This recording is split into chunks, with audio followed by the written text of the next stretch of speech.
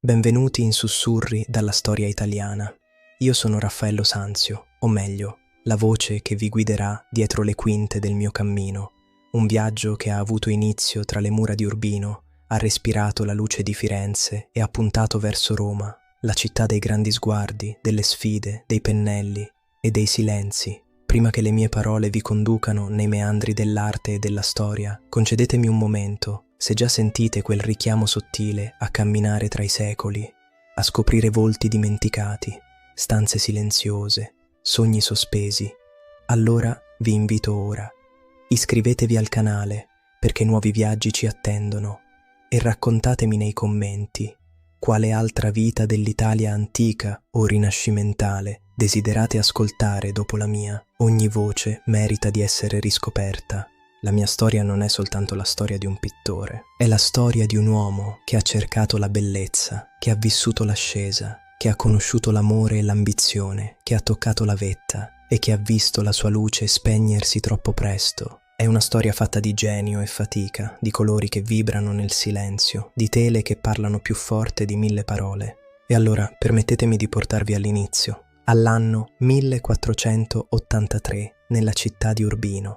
Non una città qualunque, ma una corte che respirava tra pietre antiche e riflessi dorati, dove i pennelli scivolavano leggeri e le voci degli artisti si mescolavano al vento sulle colline marchigiane. Fu in quel luogo che vidi la luce per la prima volta e la mia nascita fu segnata da una promessa: creare bellezza che durasse oltre le stagioni. Eppure, quel che fu promesso non fu mai facile da realizzare, perché la bellezza chiede fatica e l'ambizione richiede sacrificio. E allora, prendete posto, lasciate che l'ombra della pergamena si allunghi, che i contorni si facciano più netti, che i colori emergano dalla penombra, perché ora comincia il mio racconto. Il mattino era ancora giovane quando la nebbia della valle di Urbino accarezzava le prime luci che filtravano tra le finestre del palazzo ducale. Io ero un ragazzo con il cuore agitato e già le mani che tremavano al pensiero del pennello. Mio padre, Giovanni Santi, pittore e poeta nello stesso gesto, mi presentò gli ocra, i vermigli, quel blu lapislazzuli portato da terre lontane, fragili come promesse. «Raffaello», mi disse con voce calma ma ferma, «non dipingere solo per l'occhio che guarda. Dipingi per la mano che tocca, per l'anima che sente». Quelle parole si scolpirono dentro di me, silenziose e decise, come un patto che ancora sto cercando di mantenere. La corte di Urbino era un mondo sospeso, tra gli echi delle arti, la musica che risuonava nei corridoi, le lettere che danzavano tra le stanze. Ed io camminavo in quel mondo, ma sapevo che non potevo restare. Il mio sguardo voleva volare oltre le mura, oltre i confini della città natale. Così, con un passo incerto e un sogno immenso, lasciai Urbino e mi diressi verso Firenze, città che già vibrava di novità, città dove l'arte non era solo mestiere, ma rivolta. Le botteghe, le strade, le colonne, tutto sembrava rinnovarsi sotto il cielo mutato, e io camminavo tra loro, osservavo, imparavo, desideravo. Nella bottega del maestro Pietro Perugino a Perugia ricordo un pomeriggio silenzioso. Il pennello scorreva leggero sulla tavola, il colore si posava come fosse un sussurro. Il maestro mi guardò e disse: «Raffaello, non cercare la sorpresa nel gesto, cerca l'equilibrio tra il gesto e il cuore». Io fissavo le colline umbre fuori dalla finestra e sentii che la vera sfida stava proprio lì. Esplorare quel vasto paesaggio che sembrava più grande della tela e restituirlo come immagine, come respiro, come emozione. Nel 1505 cominciò un nuovo capitolo. Il mio stile si delineava, la mia voce artistica emergeva, le figure si facevano più morbide, i colori più caldi, le composizioni più libere. Non ero più solo il figlio del pittore di Urbino, ma diventavo Raffaello, che voleva parlare con la luce, che voleva rendere visibile ciò che viveva dentro. Eppure, capii presto che la vera prova non si trovava nella bottega, ma in un altro luogo. Nell'anno 1508 arriva la chiamata che cambiò tutto. Roma mi attendeva, la città delle rovine antiche, dei papi, dei principi, del tempo che sembra infinito. Lasciai Firenze con il cuore gonfio di speranza e timore insieme. Sapevo che fino a quel momento la mia vita era stato solo un prologo, e ora, qui, davanti a voi, comincia l'atto vero. Adesso, vi dico, preparatevi, perché il mio pennello toccherà una tela più grande, per le pareti papali, per le ville affrescate, per le stanze che testimoniano la bellezza e il potere. Preparatevi a scoprire l'ascesa, la caduta, la verità. Lasciate che la storia entri, che il colore parli, che l'uomo si riveli. E allora prendete posto, lasciate che l'ombra della pergamena si allunghi, che i contorni si facciano più netti, che i colori emergano dalla penombra. Perché ora comincia il mio racconto. Quando alla mia giovinezza si sommò la consapevolezza, le cose cambiarono. Urbino non era più soltanto la città che mi aveva visto nascere, divenne un ricordo che portavo con me, come un eco distante che mi spingeva oltre. Lasciai i corridoi del palazzo, lasciai la bottega del mio maestro e partii verso un nuovo orizzonte.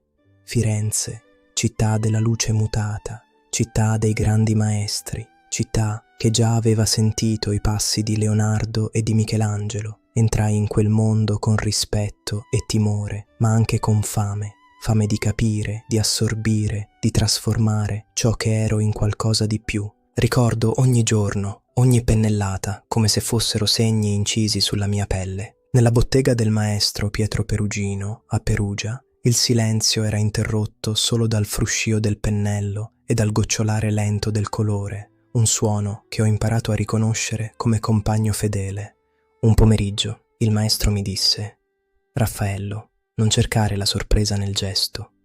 Cerca l'equilibrio tra il gesto e il cuore». Quelle parole non furono solo istruzioni, furono una guida, un richiamo a guardare oltre la superficie, a cercare la verità che si nascondeva dietro il ritratto, dietro la Madonna, dietro la composizione. A Firenze, tra l'anno 1505 e l'anno 1508, cominciai a sperimentare, a cambiare. Le mie figure divennero più morbide, i colori più caldi, le composizioni più libere. Non ero più soltanto l'allievo, stavo costruendo la mia voce. Tuttavia, sentivo che la vera prova mi attendeva non nella quiete delle botteghe, ma nella città che era stata centro del mondo, Roma. E così, nell'anno 1508, dopo il richiamo, partii.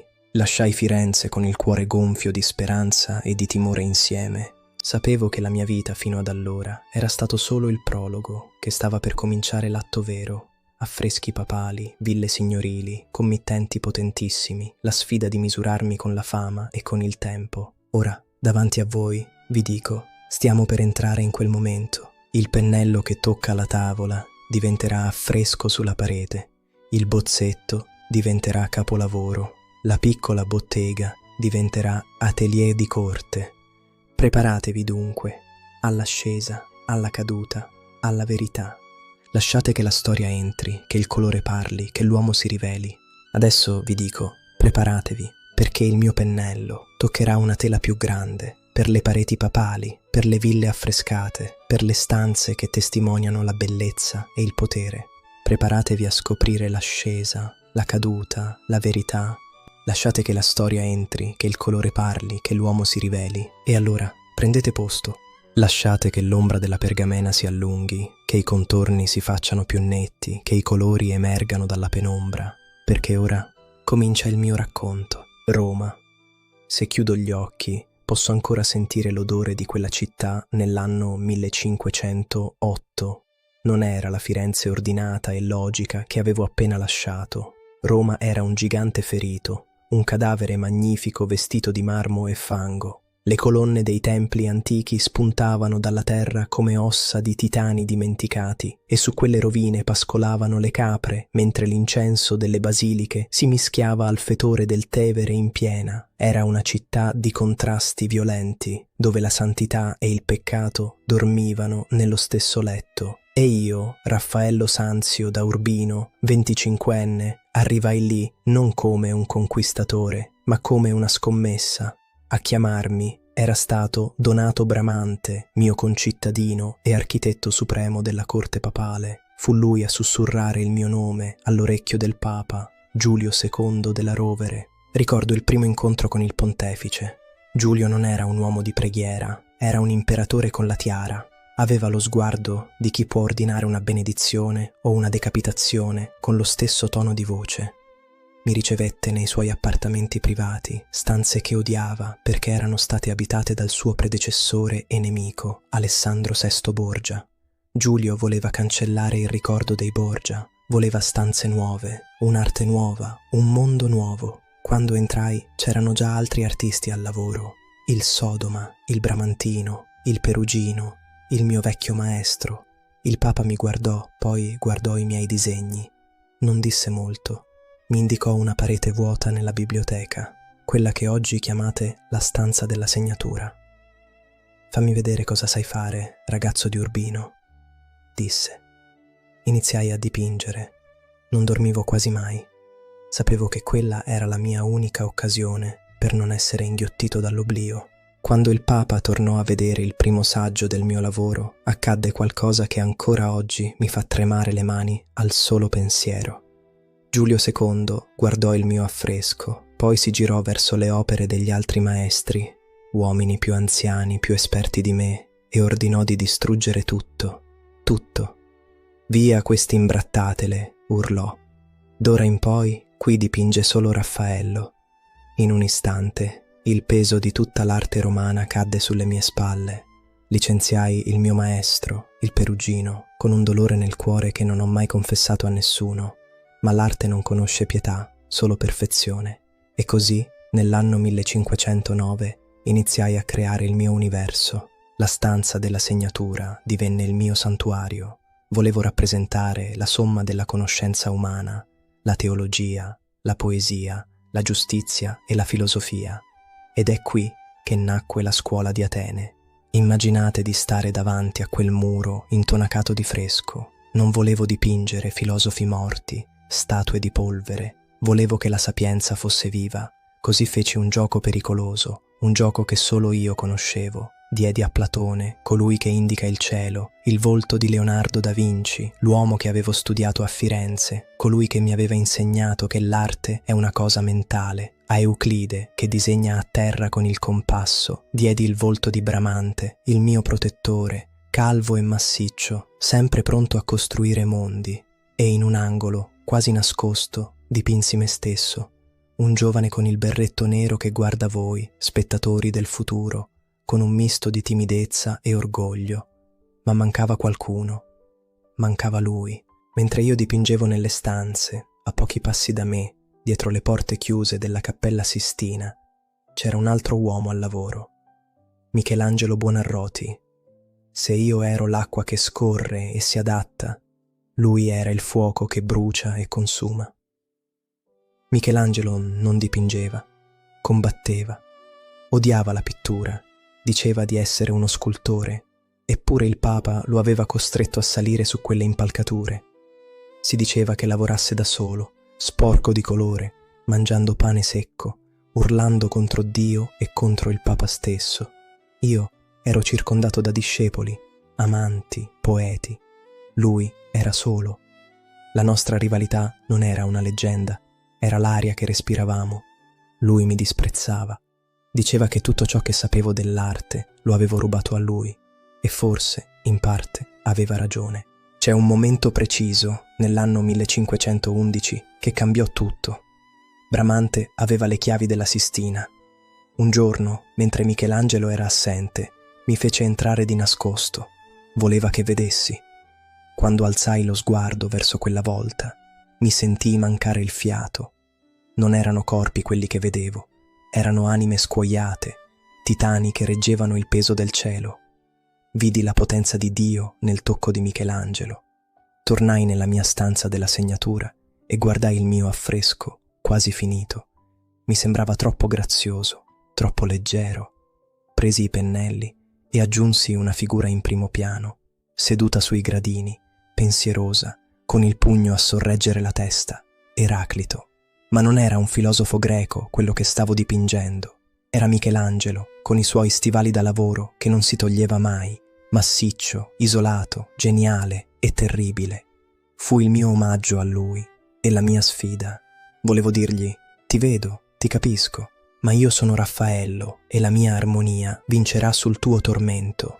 Roma mi incoronò principe dei pittori. Non ero più solo un artista, ero diventato un cortigiano perfetto. Vestivo velluti scuri, camminavo circondato da una schiera di 50 assistenti che pendevano dalle mie labbra. Giulio Romano, Giovan Francesco Penni, erano le mie mani quando le mie non bastavano più, perché il successo è una bestia che non è mai sazia. Tutti volevano un Raffaello, i banchieri, i cardinali, i re stranieri. Lavoravo a ritmi che avrebbero ucciso un uomo comune, dipingevo madonne dolcissime al mattino e progettavo palazzi al pomeriggio, ma c'era una parte di me che nessuno dei miei committenti conosceva, una parte che non apparteneva alla gloria, ma alla carne. Si parla spesso delle mie opere, ma poco del mio cuore. E non parlo dell'amore platonico, quello dei sonetti. Parlo di passione, quella che ti brucia le vene e ti fa dimenticare il nome di Dio. Ero ufficialmente promesso sposo a Maria Bibbiena, nipote di un potente cardinale.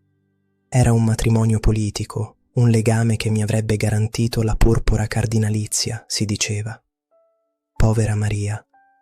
Morì aspettando un matrimonio che io continuavo a rimandare, mese dopo mese, scusa dopo scusa, perché il mio cuore era altrove. Il mio cuore era a Trastevere, in una casa modesta, tra l'odore del pane appena sfornato e il rumore del fiume. Lei si chiamava Margherita Luti, voi la conoscete come la Fornarina. Non era una nobildonna, non aveva titoli, ma quando si scioglieva i capelli scuri e mi guardava con quegli occhi neri, profondi come la notte romana, io non vedevo altro. L'ho amata con una disperazione che mi consumava. Ricordo quando il banchiere Agostino Chigi, l'uomo più ricco della cristianità, mi commissionò gli affreschi per la sua villa, quella che oggi chiamate la Farnesina. Voleva che dipingessi la favola di Amore e Psiche e il trionfo di Galatea. Ma io non riuscivo a lavorare. Il pensiero di Margherita mi tormentava. Scappavo dal cantiere per correre da lei. Chigi era disperato. Alla fine, pur di farmi finire l'opera, acconsentì a farla venire a vivere con me nella villa mentre lavoravo. Solo con lei accanto, il mio pennello ritrovava la sua danza. Guardate il ritratto che le feci, quello che tenni nascosto nel mio studio fino alla fine. Non è una Madonna, è una donna vera. Ha uno sguardo che non chiede permesso. Sul suo braccio sinistro dipinsi un bracciale sottile, blu e oro, e su quel bracciale scrissi il mio nome, Rafael Urbinas. Non lo scrissi su un foglio né su una pietra, lo scrissi sulla sua pelle. Era il mio modo di dire al mondo, in silenzio, che lei mi apparteneva e io appartenevo a lei, più di quanto appartenessi alla Chiesa o all'arte. Molti dissero che il mio amore per le donne fu la mia rovina, che disperdevo le mie energie nel piacere, ma si sbagliavano. L'amore non mi toglieva forza, me la dava, era l'antidoto al veleno dell'ambizione. Nel febbraio dell'anno 1513 il Papa guerriero Giulio II morì. Al suo posto salì al trono Giovanni de' Medici con il nome di Leone X. Se Giulio era stato il fuoco, Leone era l'opulenza. Amava le feste, la musica, gli scherzi, l'oro. E amava me. Con lui il mio potere crebbe a dismisura. Quando Bramante morì nell'anno 1514 mi lasciò l'eredità più pesante di tutte, la direzione della fabbrica di San Pietro. Io, Raffaello, architetto della casa di Dio, mi tremavano le gambe. Bramante aveva progettato una struttura immensa, ma aveva lasciato problemi statici enormi. Dovevo ripensare tutto, trasformare la croce greca in croce latina, dare stabilità a un sogno che sembrava impossibile. Passavo le notti sui calcoli, studiando Vitruvio, cercando di capire come far stare in piedi quella montagna di pietra. Ma c'era un'altra missione che mi premeva ancora di più, qualcosa che forse oggi vi sembrerà moderna. Roma stava scomparendo, non per mano dei barbari, ma per mano dei romani stessi. Vedevo ogni giorno antichi marmi, statue, iscrizioni, colonne di templi millenari essere gettati nelle fornaci per farne calce. Bruciavano la storia per costruire il presente. Questo mi feriva fisicamente. Sentivo le urla di quegli uomini antichi mentre le loro opere venivano distrutte. Così presi carta e penna e scrissi una lettera a Papa Leone X. Non era una lettera di cortesia, era un grido di dolore e un progetto politico. Scrissi insieme all'amico Baldassarre Castiglione: Fino a quando, Padre Santo, lasceremo che la nobile Roma venga divorata? Chiesi e ottenni il titolo di prefetto delle antichità. Iniziai a mappare la Roma antica, a disegnare una pianta della città imperiale per salvarla dall'oblio. Volevo fermare lo scempio. Ero diventato il custode della memoria, colui che proteggeva i padri dai figli ingrati. Gli anni passavano veloci come un fiume in piena. Arrivò l'anno 1517, poi il 18. Il mio studio era una fabbrica di capolavori. Disegnavo i cartoni per gli arazzi che sarebbero andati nella Sistina, proprio sotto gli occhi del mio rivale Michelangelo, sfidandolo sul suo stesso terreno, quello dell'anatomia e del movimento. Dipingevo ritratti che sembravano respirare, la Velata, Baldassarre Castiglione, Leone d'Etici con i cardinali. In quest'ultimo quadro c'è un dettaglio che pochi notano, il riflesso della finestra sul pomello della sedia del Papa. In quel riflesso c'è tutta la mia ossessione per la verità ottica, per la luce che rivela la materia. Non mi bastava più l'idealizzazione, volevo la realtà, tangibile e vibrante. Ma la fatica iniziava a presentare il conto. Non ero un gigante di pietra come Michelangelo, ero un uomo di carne e la carne si stanca. Eppure non potevo fermarmi. Accettai un'ultima grande sfida. Il cardinale Giulio de' Medici commissionò 2 dipinti per la cattedrale di Narbona, uno a me e uno a Sebastiano del Piombo. Ma tutti sapevano che dietro Sebastiano c'era la mano di Michelangelo, che gli forniva i disegni per umiliarmi. Volevano vedere Raffaello cadere. Volevano dimostrare che il mio stile era superato, che la mia grazia era debolezza. Accettai e decisi di dipingere la Trasfigurazione. Non un quadro semplice, un quadro diviso in 2. In alto il Cristo nella luce divina, etereo, sospeso, pura essenza spirituale. In basso, nel buio, gli apostoli che cercano invano di guarire un ragazzo ossesso, un indemoniato che si contorce, luce e ombra, calma e caos, divino e umano. Era la sintesi di tutta la mia vita.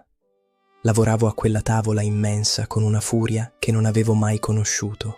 Volevo che i colori esplodessero, che il ragazzo ossesso uscisse dalla tela per gridare in faccia allo spettatore. Era l'anno 1520, avevo 37 anni, mi sentivo invincibile, eppure, dentro, qualcosa si stava spezzando. Le febbri iniziarono a fine marzo, non erano febbri normali. I medici venivano al mio capezzale, parlavano di eccessi amorosi, sussurravano che mi ero spinto troppo oltre con le donne, che il mio sangue si era infiammato per troppa passione. Stolti. Non capivano che non era l'amore a consumarmi, ma l'arte. L'amore per Margherita era l'unica cosa che mi teneva in vita, ma loro me la portarono via. Deve riposare, dicevano. Niente donne, niente emozioni. Mi fecero salassi, mi tolsero il sangue, l'unica cosa di cui avevo bisogno. Mi indebolirono giorno dopo giorno, convinti di curarmi. Ero steso nel mio letto, sotto il soffitto di legno, e guardavo la trasfigurazione incompiuta che avevo fatto portare nella mia stanza. Vedevo il volto di Cristo che mi guardava, vedevo il braccio teso dell'apostolo che indicava il Salvatore, e capivo che il mio tempo stava finendo, proprio quando avevo imparato davvero come si dipinge la luce. Che ironia, vero? Aver conquistato Roma, aver sfidato i papi, aver amato la donna più bella del mondo, per poi spegnersi in un letto sudato, mentre fuori la primavera esplodeva in tutto il suo profumo, mentre la febbre saliva e i deliri iniziavano a confondere la mia mente. Pensavo a Urbino, pensavo alla mano di mio padre, pensavo al volto di Leonardo, ormai morto in Francia l'anno prima. Pensavo a Michelangelo, che forse avrebbe sorriso alla notizia della mia fine, o forse avrebbe pianto, capendo che senza di me sarebbe stato di nuovo solo. Ma soprattutto pensavo a lei, Margherita. Non potevo sposarla, non potevo lasciarle il mio nome, ma potevo lasciarle qualcosa di più grande, la mia anima impressa nei colori. Sentivo il brusio della corte papale fuori dalla porta. Il Papa stesso mandava messaggeri ogni ora. Tutta Roma tratteneva il fiato. Il divino Raffaello sta morendo, dicevano. Divino. Che parola strana per un uomo che si sentiva così terribilmente umano, così spaventato dal buio che avanzava. Avevo vissuto veloce, bruciando come una candela accesa da entrambi i lati. Avevo cercato di unire il cielo e la terra, il pagano e il cristiano, la bellezza e la verità. E ora eccomi qui, al confine, tra quei due mondi che avevo cercato di dipingere per tutta la vita. Era il 6 aprile dell'anno 1520, il giorno del mio compleanno, 37 anni, un cerchio perfetto, come quelli che disegnava Giotto, come la cupola del Pantheon che tanto amavo. La morte non è la fine, mi dicevano i preti, ma per un pittore il buio è la fine di tutto. O forse no, forse la luce che avevo cercato di catturare sulla tela era solo un pallido riflesso di quella che stavo per vedere. Bene, eccoci qua. Il confine è stato varcato. Il venerdì santo dell'anno 1520, alle ore 3 del mattino, il mio cuore cessò di battere, lo stesso giorno e quasi la stessa ora in cui ero venuto al mondo 37 anni prima. Una simmetria perfetta, crudele e divina, degna dell'arte che avevo servito. Si racconta che nell'istante esatto in cui esalai l'ultimo respiro, una scossa fece tremare il Vaticano. Si aprirono crepe nelle logge che io stesso avevo decorato e il Papa Leone X fu costretto a fuggire dalle sue stanze per paura che tutto crollasse. Forse fu solo una coincidenza, o forse le pietre di Roma, quelle stesse pietre che avevo amato e difeso con tanta foga, piangevano la scomparsa del loro custode. Roma sprofondò in un lutto che non aveva mai conosciuto per un artista. Non piangevano solo i pittori o i poeti, piangeva il popolo, piangevano i bottegai, i nobili, le cortigiane, perché io non ero stato solo un pittore irraggiungibile, ero stato Raffaello, l'uomo gentile, l'amico di tutti, colui che camminava per le strade con il sorriso sulle labbra e la bellezza negli occhi. Il mio funerale fu uno spettacolo che la città non avrebbe mai dimenticato. Il mio corpo fu esposto nella grande sala e sopra la mia testa, come una corona di gloria e di tormento, posero l'ultima mia opera, la Trasfigurazione. Quella tela immensa, con i suoi colori ancora freschi, brillava di una luce che contrastava terribilmente con il pallore del mio volto ormai spento. Chiunque entrava guardava il quadro vivo e il corpo morto e sentiva l'anima strapparsi in due per il dolore. Giorgio Vasari, colui che avrebbe raccontato le nostre vite ai posteri, scrisse che alla vista di quella scena l'anima scoppiava di dolore. Avevo lasciato disposizioni precise nel mio testamento. Non volevo essere sepolto in una chiesa qualunque, buia e triste. Volevo riposare nel Pantheon, il tempio di tutti gli dei, la meraviglia dell'architettura romana che avevo studiato con tanta passione, l'unico luogo dove il cielo entra direttamente nella terra attraverso l'occhio della cupola. Volevo dormire lì, tra le memorie antiche, illuminato dal sole a picco e bagnato dalla pioggia. E lì mi portarono, accompagnato da una processione di 100 torce che illuminavano la notte romana, mentre la folla si accalcava per toccare la mia bara. Oggi, se entrate nel Pantheon, troverete la mia tomba. È semplice, eterna. Sopra di essa, l'amico Pietro Bembo fece incidere in latino un epitaffio che riassume la mia intera esistenza, una frase che sfida i secoli. Qui giace Raffaello. Da lui, quando visse, la natura temette d'essere vinta. Ora che egli è morto, teme di morire. Pensateci.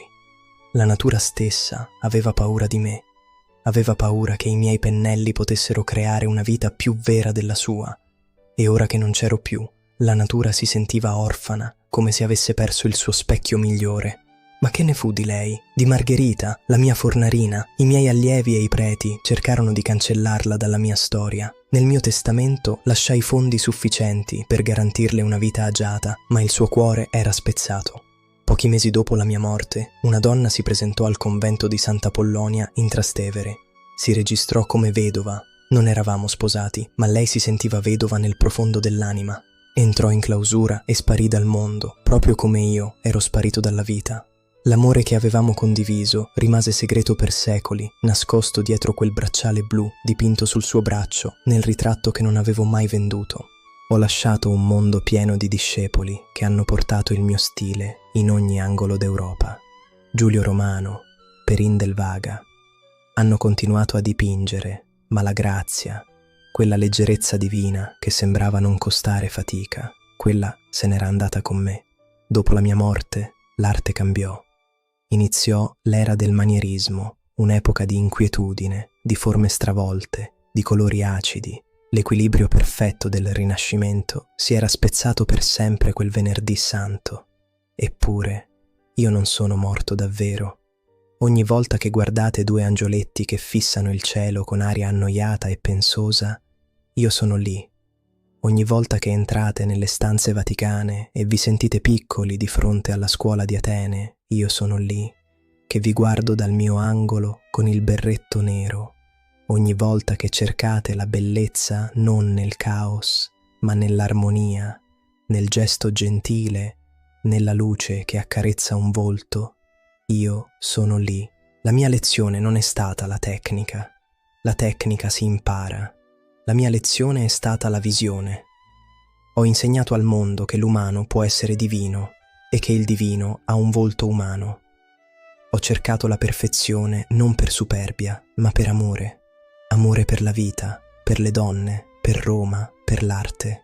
E se oggi, dopo più di 500 anni, la mia voce risuona ancora nelle vostre orecchie, significa che quella scommessa, fatta da un ragazzino di Urbino, è stata vinta. L'arte vince la morte. La bellezza è l'unica cosa che non invecchia mai. Il mio viaggio finisce qui, ma il vostro continua. Se questa storia vi ha toccato, se avete sentito il fruscio delle mie vesti e l'odore dei miei colori, non lasciate che questo momento svanisca nel nulla. Iscrivetevi al canale, attivate la campanella e diventate parte di questa comunità di anime curiose. E ora ho bisogno di voi.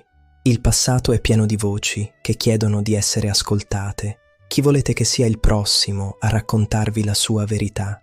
Quale grande spirito della nostra storia italiana vorreste evocare? Scrivetelo nei commenti qui sotto. Il nome che leggerò di più sarà la prossima voce a risvegliarsi. Grazie per aver camminato con me. Grazie per avermi ridato vita per questi pochi minuti.